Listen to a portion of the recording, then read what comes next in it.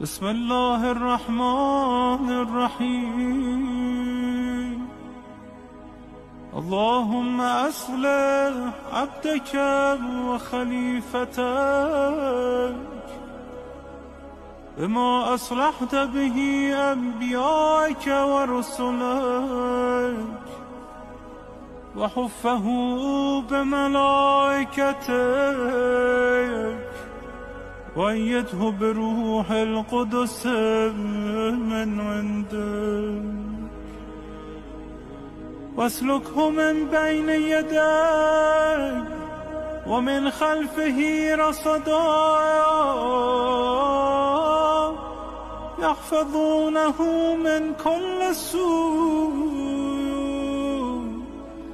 وأبدله من بعد خوفه أمنا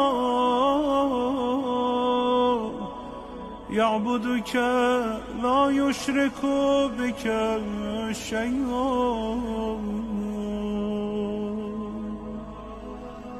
ولا تجعل لأحد من خلقك على وليك سلطانا وأذله في جهاد عدوك وعدوه، واجعلني من أنصاره،